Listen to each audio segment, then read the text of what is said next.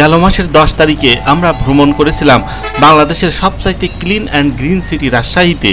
সেক্ষেত্রে আমরা যাত্রা শুরু করেছিলাম ঢাকার কল্যাণপুর থেকে। এবারে সফরে আমাদের ভ্রমণ সঙ্গী ছিল হানিফ পরিবহনের নন এসি বিজনেস ক্লাসের একটি বাস। নন এসি বিজনেস ক্লাস বলতে এই বাসের সিটগুলি ছিল 2:1 ফরম্যাটে, অর্থাৎ বাসের ডান দিকের সারিতে ছিল 2টি এবং বাম দিকের সারিতে ছিল একটি সিট। সে যাই হোক, এই সব কিছু আমরা আজকে বিস্তারিতভাবে দেখব এবং উপভোগ করব হানিফের এই নন এসি বিজনেস ক্লাস বাসে বৃষ্টি ভেজা রাতে ঢাকা থেকে রাজশাহী পর্যন্ত ভ্রমণ। আসসালামু আলাইকুম, কেমন আছেন সবাই? আশা করি অনেক ভালো আছেন, আর আমি অনেক ভালো আছি। আর আমি আজকে আছি ঢাকার কল্যাণপুর বাস স্ট্যান্ডে। আর আজকে আমি যাব ঢাকা থেকে রাজশাহী পর্যন্ত। রাজশাহীকে বলা হয় বাংলাদেশের সবথেকে ক্লিন সিটি, সেখানে আজকে আমি ভ্রমণ করব। তো যাই হোক, চলুন আজকে ভ্রমণ করি ঢাকা থেকে রাজশাহী পর্যন্ত হানিফ এন্টারপ্রাইজের নন এসি বিজনেস ক্লাস বাসে। আর এখনও পর্যন্ত যারা আমার চ্যানেলটি সাবস্ক্রাইব করেননি তারা অবশ্যই সাবস্ক্রাইব করবেন, আর ফেসবুক থেকে দেখলে অবশ্যই ফলো করবেন, লাইক, কমেন্ট এবং শেয়ার করবেন। তো চলুন।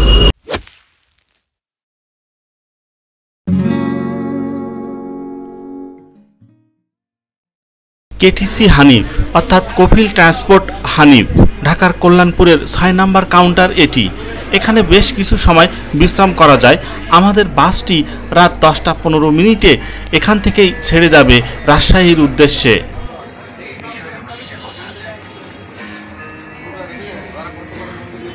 এটি আমাদের আজকের ট্যুরমেট হানিফ পরিবহনের নন এসি বিজনেস ক্লাস বাস। এটি কিন্তু আইসার কোম্পানির বডির উপর তৈরিকৃত একটি মজবুত ও মানানসই বাহন। মূল সাদা রঙের উপর খয়েরি, কালো ও ধূসর রঙের আঁচড়ে গাড়িটির অবয়বটি চমৎকারভাবে ফুটে উঠেছে। আর আমাদের আজকের ট্যুরমেটটি তৈরি করা হয়েছে হানিফের নিজস্ব কারখানায়, অর্থাৎ অভি মোটরসে। তো সব মিলে এই হলো আমাদের আজকের ট্যুরমেটের বাহ্যিক অবয়ব। তো চলুন এবার আমরা দেখে আসি এর ইন্টেরিয়রটি।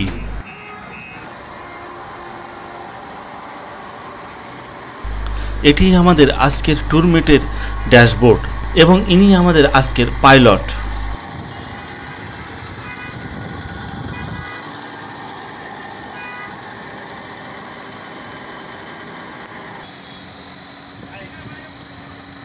আর এই হচ্ছে আমাদের আজকের নন এসি বিজনেস ক্লাস ট্যুরমেটের ইন্টেরিয়র, যার 2x1 ফরম্যাটে সিটগুলি সাজানো।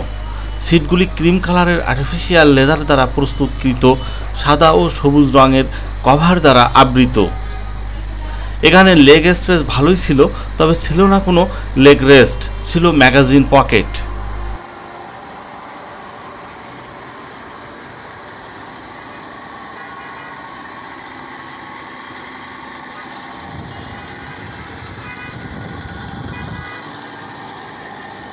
ব্লু কালারের সিলিং লাইট, সাথে ছিল পর্যাপ্ত পরিমাণে সিলিং ফ্যান, ছিল কভারওয়ালা ওভারহেড স্টোরেজ।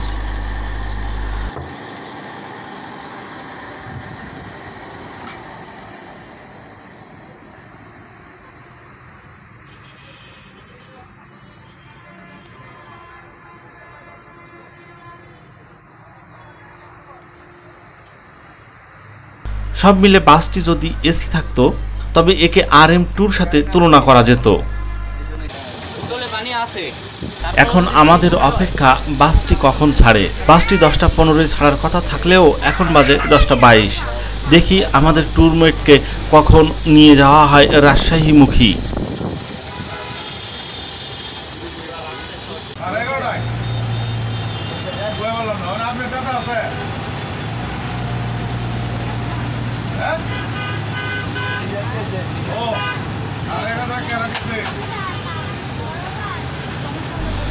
অবশেষে আমাদের বাসটি 15 মিনিট লেট নিয়ে রাত 10:30 ঢাকার কল্যাণপুর বাস স্ট্যান্ড থেকে যাত্রা শুরু করলো রাজশাহীর দিকে। তো চলুন আপনারা উপভোগ করুন আজকের এই যাত্রাপথ। সাথে সাথে বৃষ্টিও শুরু হয়ে গেল। মনে হচ্ছে আজকে বৃষ্টির মধ্যেই যাত্রা সম্পূর্ণ করতে হবে। বৃষ্টির মধ্যে ঢাকা শহরে যানজট থাকবে, এটাই স্বাভাবিক। তারপরেও আমরা বড় ধরনের কোনো যানজট পাইনি। যা পেয়েছিলাম তা মেনে নেওয়ার যোগ্য।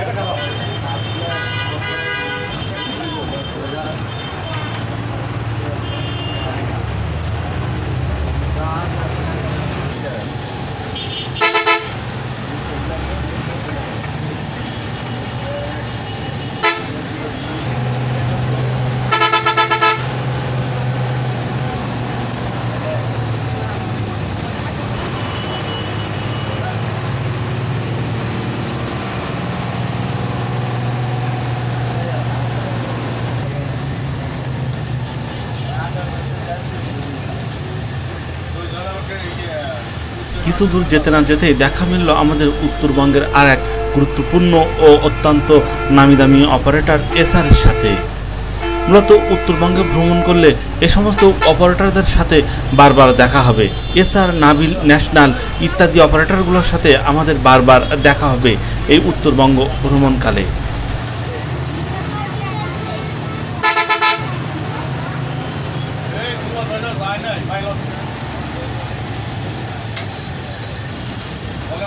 এগারো মিনিটের যাত্রা শেষে রাত 10:41 আমরা এখন গাবতলী বাস টার্মিনালে। গাবতলীতেই দেখা হয়ে গেল আরও একটি হানিফ পরিবহনের সাথে।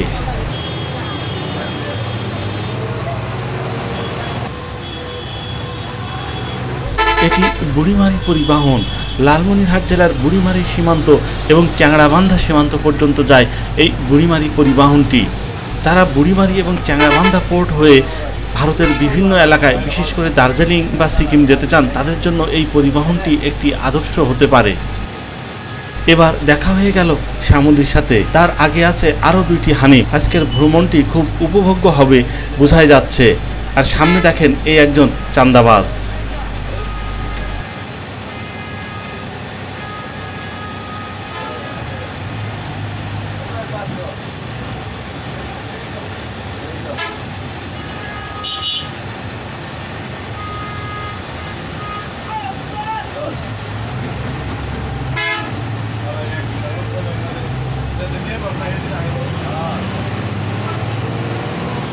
অবশেষে ঢাকার যানজট শেষ করে আমরা একটু স্বস্তির নিঃশ্বাস নিলাম।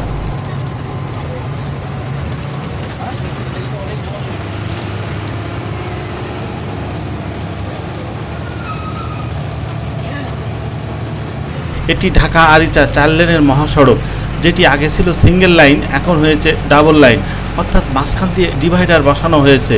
ফলে অ্যাক্সিডেন্টের মাত্রা অনেক কমে আসবে।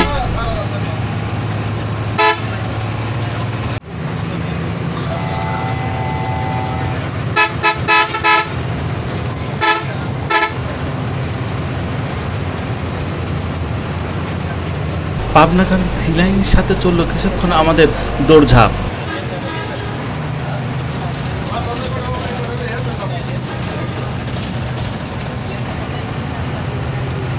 এগারোটা 7 আমরা এখন সাভার পার করছি।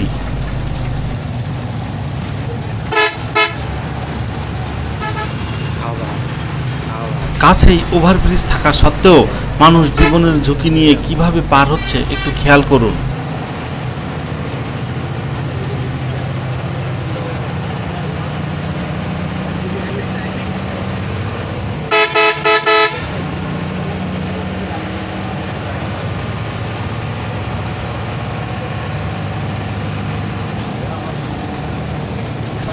ঢাকা আরিচা মহাসড়কের লাইটিং ব্যবস্থা দেখে আমি সত্যি অনেক অবাক হয়ে গেলাম। বর্তমানে এই রাস্তা এবং ঢাকা মাওয়া রাস্তার কাছে চট্টগ্রামের রাস্তা শিশু মনে হবে।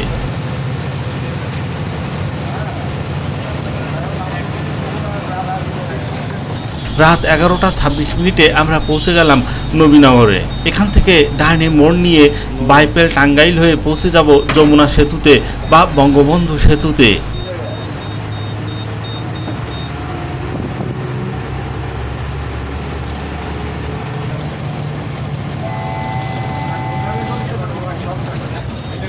রাত 11:53 আমরা পৌঁছে গেলাম চন্দ্রা বাস কাউন্টারে। এখানে কিছু লোকজন নিয়ে এবং বেশ একটু যানজট ঠেলে আবার রাত 12:04 আমরা রওনা দিলাম এই চন্দ্রা বাস কাউন্টার থেকে।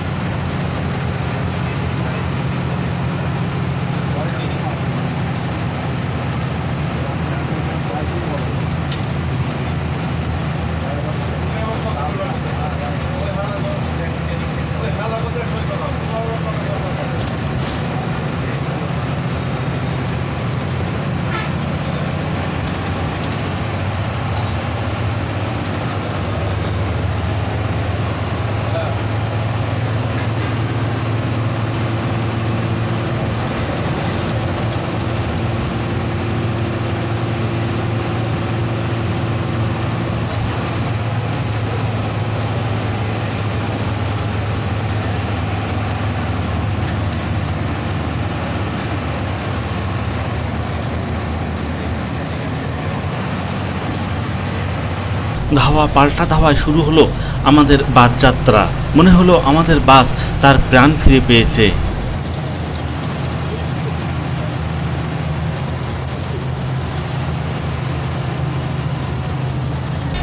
শুরু হয়ে গেল 1954 সালের গানের প্রতিযোগিতা। আমাদের বাসের স্টাফগণ 50 দশকের গান শুনতে খুবই অভ্যস্ত বলে মনে হলো। সারাটি পথ এই শামসাদ বেগমের আমলের গানগুলো শুনতে শুনতে আমাদের পৌঁছতে হবে রাজশাহীতে।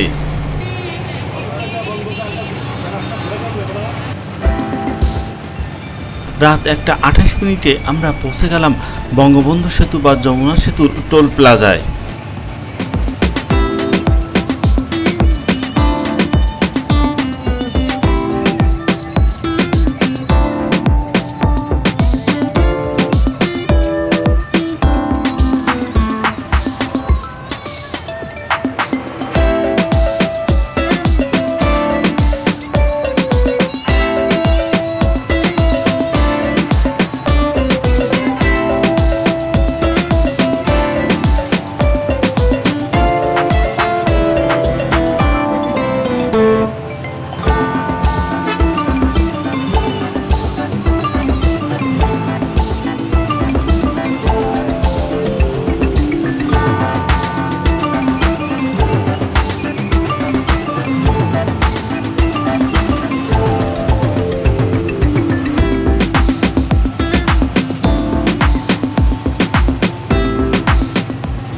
মূলত উত্তরবঙ্গের প্রবেশদ্বার বলা হয় এই যমুনা সেতুকে।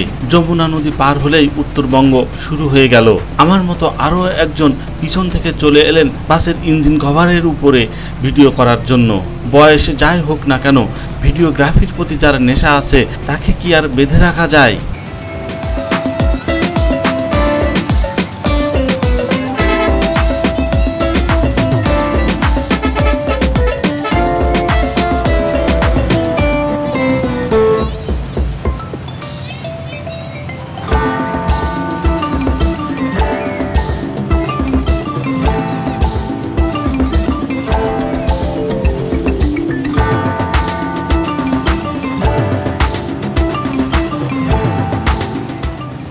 সৌভাগ্যক্রমে দেখা হয়ে গেল যমুনা সেতু বা বঙ্গবন্ধু সেতুর উপরে কোনো এক আন্তঃনগর ট্রেনের সঙ্গে। এতদিন এই ট্রেন থেকেই যমুনা সেতুকে দেখিয়েছি, এই প্রথমবার মনে হয় আমি দেখাচ্ছি বাস থেকে যমুনা সেতুকে।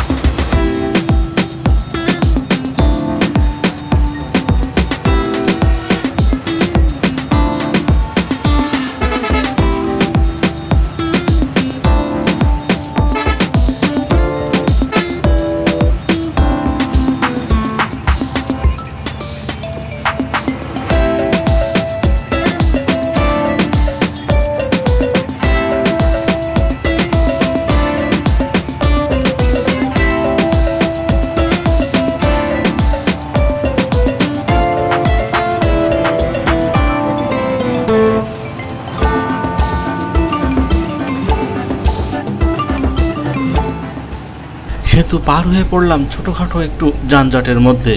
মূলত রাস্তার কাজ চলার কারণেই এই যানজট।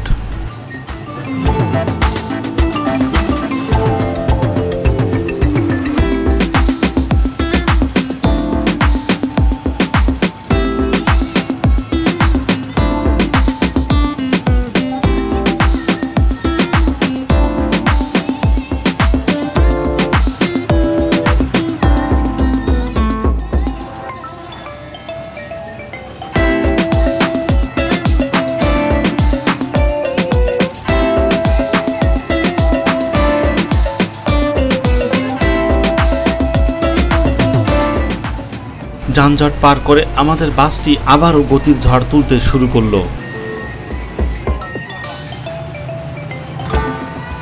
হানিফের একটি ভলভো BR9 মাল্টি এক্সেল বাস আমাদের রেখে একবারে হাওয়া হয়ে গেল। গতি কাকে বলে তাকে দেখলেই বোঝা যায়। আমার মনে হলো এই ভলভো বাসের গতির কাছে আমাদের বাসের গতি কিছুই না।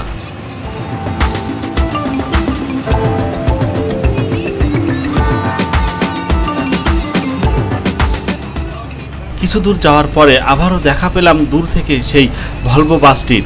তবে কেন জানি আমরা গ্যাপ খুঁজে পাচ্ছিলাম না। ওই ভলভো বাসটি বেশ গ্যাপ খুঁজে দ্রুতই চলে যাচ্ছিল।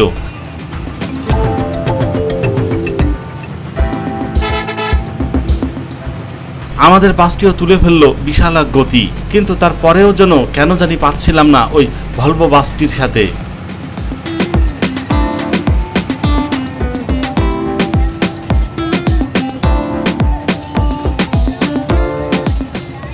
সামনেই পড়ে গেলাম আমরা দুই ট্র্যাকের চিপায়। টাটা বাই বাই, খতম, আমাদের গতি এখানেই শেষ। পরে আর দেখা পেলাম না সেই ভলভো বাসটির।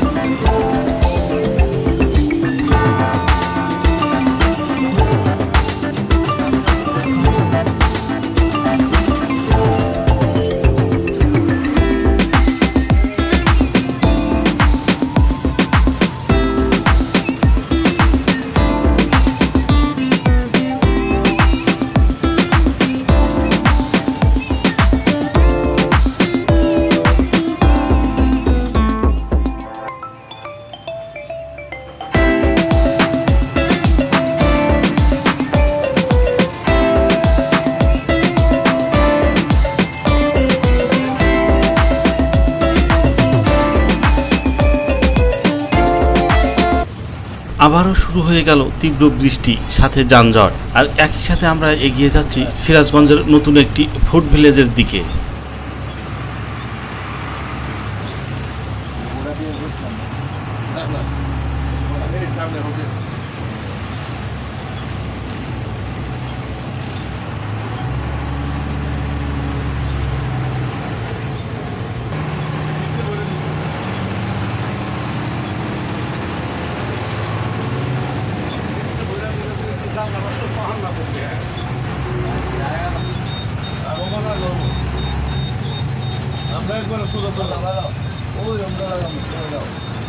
রাত 2:13। এখন আমরা সিরাজগঞ্জের ফুড কোর্টে। এখানে আমাদের 20 মিনিটের যাত্রা বিরতি দেওয়া হবে রাতের খাবার এবং ওয়াশরুম ব্যবহারের জন্য।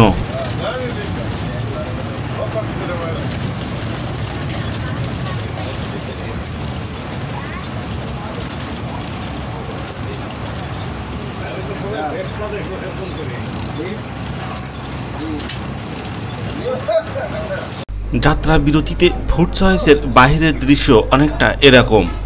উত্তরবঙ্গের প্রায় অধিকাংশ গাড়ি এখানে বর্তমানে যাত্রা বিরতি দিয়ে থাকে। আর এটি হচ্ছে তার ইন্টেরিয়র। তবে একটি বিষয় অবশ্যই মাথায় রাখবেন, যাত্রা বিরতিতে কোনো কিছু খাওয়ার আগে দরদামটি ভালো করে জেনে নেবেন। কেননা হাইওয়ে রেস্টুরেন্টগুলোতে বা যাত্রা বিরতি দেয় যে সমস্ত রেস্টুরেন্টগুলোতে, সেখানে খাবারের দাম তুলনামূলকভাবে বেশিই হয়ে থাকে।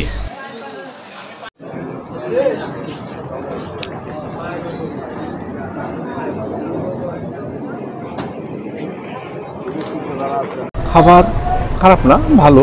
260 টাকা পড়ছে, পানি, গরুর মাংস আর 2 প্লেট ভাত সহ, বেশ ভালো। আর আমাদের এখন বাজে 2:36। ওনারা বলছিল যে এখনও নাকি আরও 2.5 ঘন্টার মতো লাগবে। তো ওভারঅল আমার মনে হয় 5টা বা 5:30টার দিকে আমরা যে রাজশাহীতে পৌঁছাবো। চলো।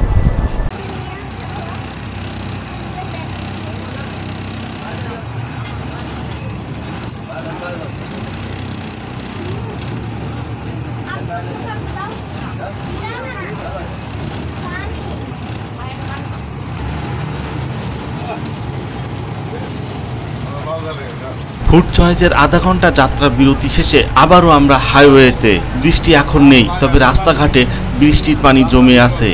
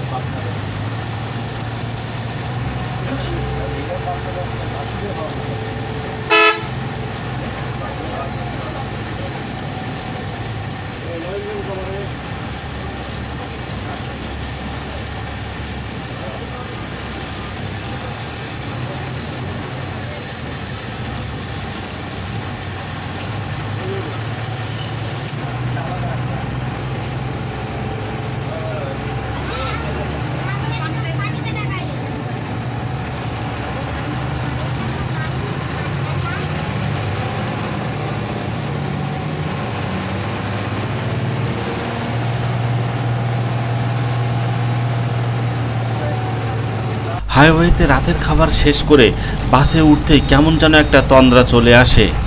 একটু ঘুমানো প্রয়োজন, সকালে একটি গুরুত্বপূর্ণ ভিডিও কভার করতে হবে, তাই এখন একটু ঘুমিয়ে নিচ্ছি।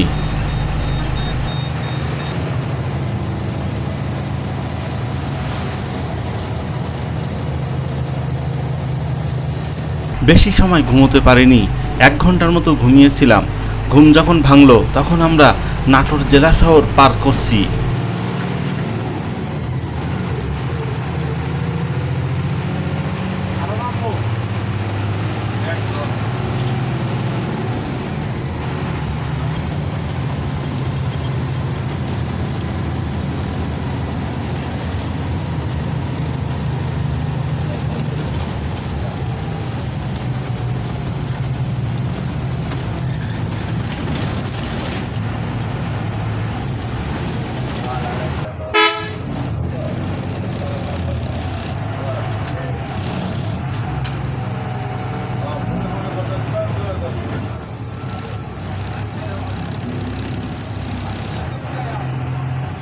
একজন উটকো লোককে তোলা হলো। হানিফের মতো পরিবহনের কাছ থেকে এ ধরনের জিনিস আশা করা যায় না। তারপরেও আমার মনে হয় সব শালাই সমান, কাউকে ভালো বলার উপায় নেই।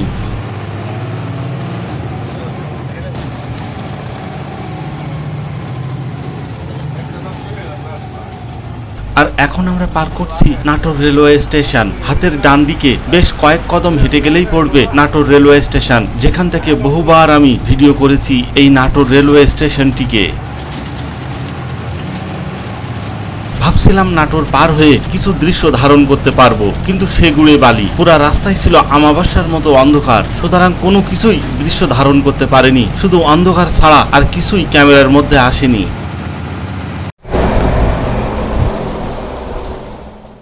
আমাদের গাড়ির অ্যাক্সিলারেটরের তার নাকি ছিঁড়ে গেছে। আধা ঘন্টা ধরে আমরা, এখন বাজে হচ্ছে 5টা 1, তো এখানে প্রায় আধা ঘন্টা ধরে দাঁড়ায় আছি। গাড়ি যাবে বলে মনে হয় না। ড্রাইভার অনেক চেষ্টা করতেছে, কিন্তু 2 তার একসাথে জোড়া লাগাইতে পারতেছে না। উনি বলতেছে অনেক শক্ত তার, হবে না। এখান থেকে রাজশাহীর পথ অবশ্য আর খুব বেশি নেই, এই 24-25 কিলোমিটার আর কি, আধা ঘন্টার মতো লাগবে। তো বাস যাওয়া তো চাই, দেখা যাক কি হয় না হয়। একটা আবার বাস আসতেছে একটা ঢাকা থেকে, ওইটাতে হয়তো চলে যাব। আমাদেরটা ছিল 10টা 15, আর 11টার গাড়ি নাকি আসতেছে পিছে, ওইটাতে হয়তো চলে যাব, দেখি কি হয়। প্রায় 40 মিনিটের কষ্টসুলভ প্রচেষ্টা শেষে 2 তার এক জায়গায় করা হলো। আমাদের বাসও আবার যাত্রা শুরু করলো রাজশাহীর দিকে। যেভাবে হোক 6:30টার মধ্যে আমাকে রাজশাহী রেলওয়ে স্টেশনে পৌঁছাতে হবে, কেননা সেখান থেকে শুরু হবে নতুন আরেকটি জার্নি, নতুন আরেকটি ট্রেন ভিডিও।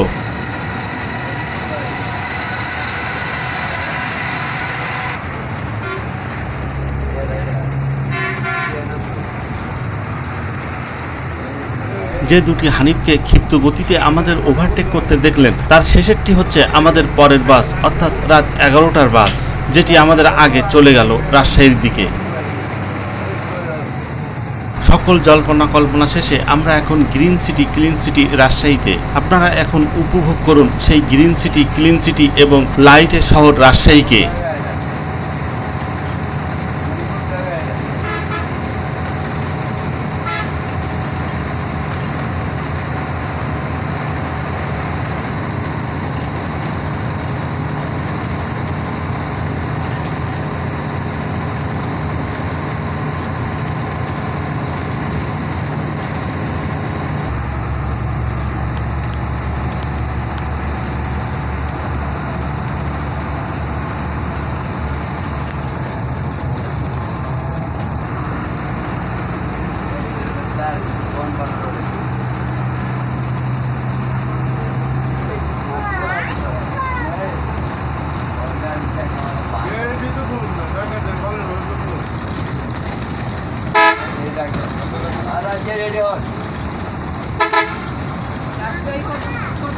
অবশেষে ভোর 5:36 আমরা পৌঁছে গেলাম আমাদের গন্তব্য রাজশাহী শহরের রাজশাহী রেলওয়ে স্টেশনে।